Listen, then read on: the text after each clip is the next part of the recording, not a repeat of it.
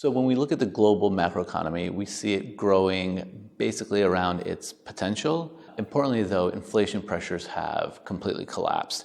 And this has given central banks the room to help stimulate and support the economy. At the same time, when we look at investor sentiment, it looks overly pessimistic to us. So for example, positioning in safe haven assets such as gold is extremely long, while implied equity betas of different types of hedge funds is at extreme lows.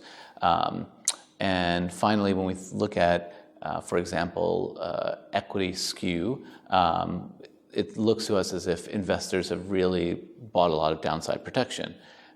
In line with that, from a valuation perspective, it seems clear that hedging assets are quite expensive. So sovereign nominal bonds, Japanese yen, Swiss franc, all of those are quite expensive currently, both from a long-term perspective and versus other risk premia.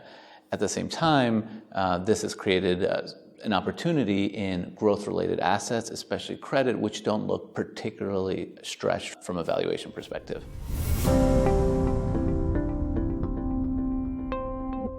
Well, so interestingly, for the first time in a while, all three of the dimensions that we monitor closely are aligned and pointing in the same direction towards growth-related assets.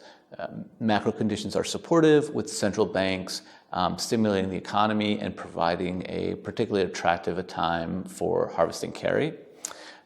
Overly bearish sentiment suggests to us that the risks are tilted towards the upside, and from a valuation perspective, growth-related assets are not particularly expensive.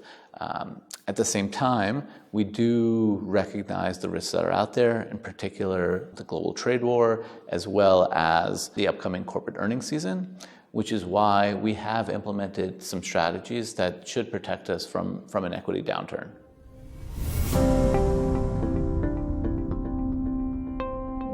Well, given the alignment of our three key risk factors, we are overweight growth-related assets, in particular both developed market equities as well as emerging market equities. On top of that, we're also overweight credit spreads because we think the likelihood of recession is quite low, and so the probability of default is also low. And at the same time, central banks are supporting the economy, which is a particularly good time to harvest carry, and by our measures, credit offers the highest level of carry today. Finally, due to the collapse in inflation pressures, we are underweight break-even inflation rates.